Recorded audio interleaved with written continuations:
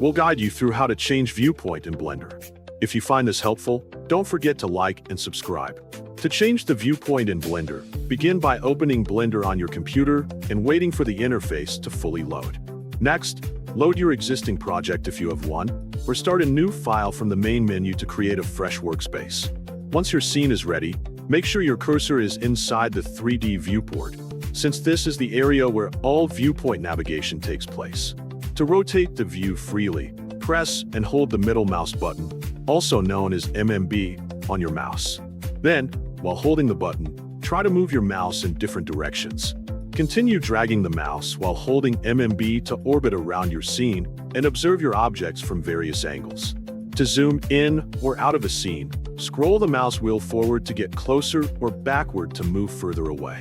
Alternatively, you can hold the Ctrl key together with the MMB and drag the mouse up or down to zoom in a smoother and more controlled way.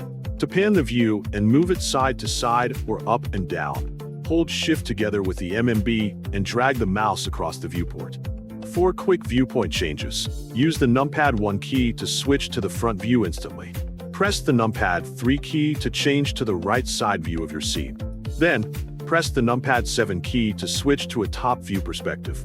If you want to see exactly what your camera sees, use the Numpad 0 key to jump directly into the camera view. To change how depth and perspective are displayed, press the Numpad 5 key to toggle between perspective and orthographic view modes. Finally, if you feel the controls are not comfortable or want smoother navigation, open the Preferences menu and adjust the view navigation settings to better suit your workflow and personal preference.